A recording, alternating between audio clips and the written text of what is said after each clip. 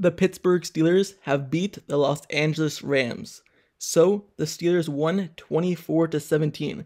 It was a close game all the way down to the final play where the Steelers beat them on the quarterback sneak for the first down. It was a questionable call whether it should have been a first down or not. It didn't look like he got it, but the refs called it on the field. They couldn't challenge it. They were out of timeouts, and the Steelers won the game. So this is just kind of recapping the game, giving you the statistics on the players and stuff of that nature. So to start off with the Steelers offense, Kenny Pickett, he did a decent day. He finished the game with 17 out of 25 passing for 230 yards and 1 rushing touchdown. The Steelers offense in the first half struggled, only put up 3 points, but in the second half, that's where they were able to put up 21 total points. But Kenny Pickett, he had a decent day. And then rushing yards, Najee Harris and Jaylen Warren, they carried the load, especially in the second half, with Najee Harris getting 14 carries for 53 yards and 1 touchdown. That's 3.8 yards per carry. And then Jaylen Warren, 6 carries for 32 yards, 5.3 yards per carry, and also 1 touchdown. So Najee Harris, Jaylen Warren, they carried the load and did much better in the second half with some explosive running plays. Najee Harris struggled in the first half, but second half picked it up, and then Jaylen Warren all throughout, whenever he touches the ball, you know it's going to be a positive play. So those two were able to do really good things on the ground today, and like I said, Kenny Pickett, he also had 1 rushing touchdown. So no receiving touchdowns today. It was all on the ground.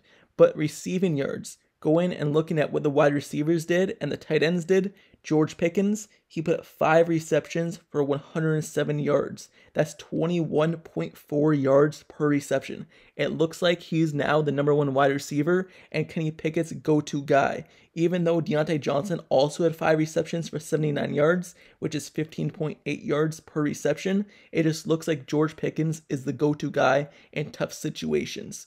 But those two really stood out today as a #1 and #1B type of wide receiver actually producing for the Steelers. Other than those two, Connor Heyward, he also put up 2 receptions for 23 yards. That's 11.5 yards per reception. And just based off the receiving outlook, with Pat Freiermuth injured, it looks like Connor Heyward is the starting tight end for the Steelers in past scenarios.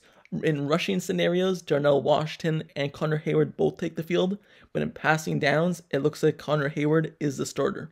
And then, also in the receiving game, Najee Harris, he did 3 receptions for 15 yards, which is 5 yards per reception.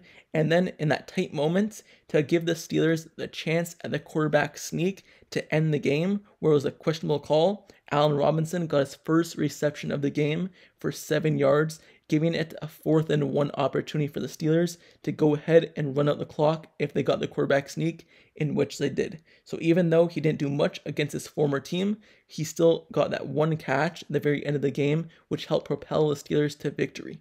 That's what the offense did. Looking at what the defense did, on the defensive side of the ball, Minkah Fitzpatrick, he once again led the Steelers in tackles with 6, and also the biggest play of the game, right after halftime, the first drive for the Los Angeles Rams, who stepped up? TJ Watt stepped up. Even though he didn't do much in terms of getting to the quarterback, in terms of pressures, in terms of sacks, because he was always double teamed, triple teamed, or just always had a chip on him from a tight end or running back, he wasn't able to do much in the pass rushing game or in the run defense. He got that interception and gave the Steelers the ball within the 10-yard line, which basically helped propel the Steelers offense and giving them confidence. So even though he didn't do much in the pass rush game, he was able to make a difference in this game and turn things around right after halftime, with the Pittsburgh Steelers struggling both on offense and defense, getting the interception, almost getting the touchdown, but giving the Steelers a chance in this game. So TJ Watt and the defense, they stepped up. The only people I see that did really bad this game, once again, Patrick Peterson, Levi Wallace. Just from a zone coverage, man-to-man type of thing, looking at their pass defense, it just was not good. They're the two that always are targeted and always have those big receptions. But Joey Porter Jr. stepped up. So, Joey Porter Jr., he's the go-to guy I believe the Steelers should look for in the future, but that's for another video. but the defense just in general, they played a really good game, especially when the Steelers' offense was struggling. They only allowed 17 points, and a punt after punt that the Steelers did in the first half, it was nice to only leading them to 17 points for the day. The Steelers' defense stepped up, even though the Rams' offense did kind of well. Just looking at the game from the Rams' perspective now, because I will cover the game in both aspects.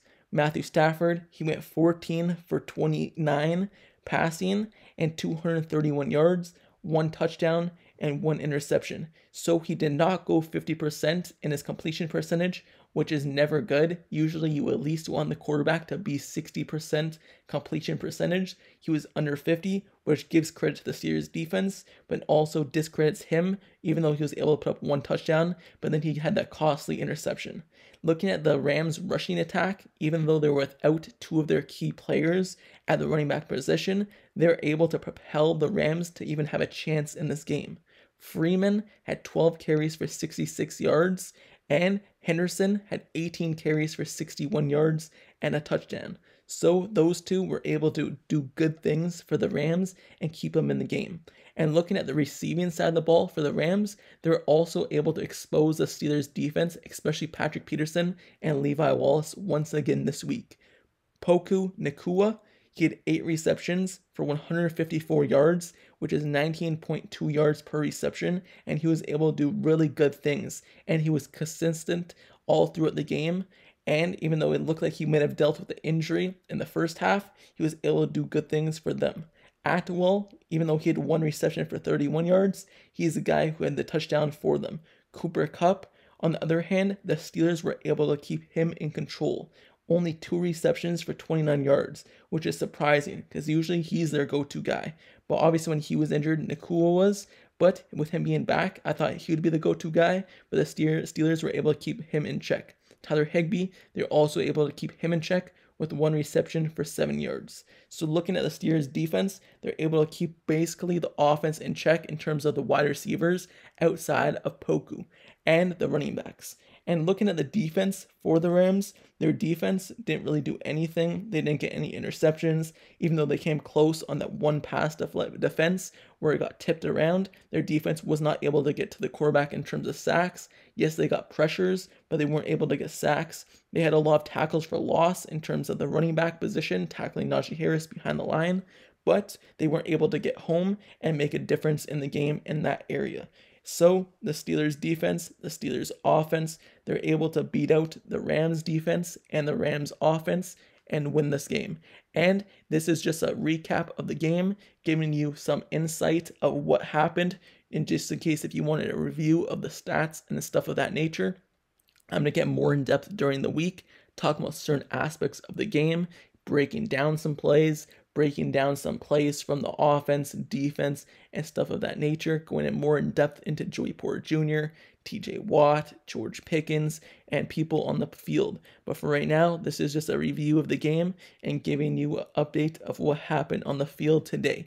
It was a big win for the Steelers, and now instead of going to 3-3, they're able to go 4-2 and stay very close in the race for the AFC North. So this is it for this video, but let me know down in the comments below your thoughts on the game and your thoughts on how the Steelers offense did, how the Steelers defense did, and how their special teams did, and just their coaching and their players all together. Do you think that first down at the very end of the game with the quarterback sneak was actually a first down, or do you think it should have been short and the Rams should have got the ball back? Let me know your thoughts down in the comments below about this game against the Rams. Steelers win 24-17. And also, don't forget to subscribe to the channel down below as well. If you like Steelers content and analysis reports, like the video, turn on post notifications down below for the channel as well, so you get notified whenever I post next Steelers video. I make Pittsburgh Steelers videos every day, covering news, highlights, rumors, analysis, everything like that. So stay tuned to the channel with notifications on. Like, comment, subscribe, and I'll see you guys all later. Till next time, I'm out. Peace.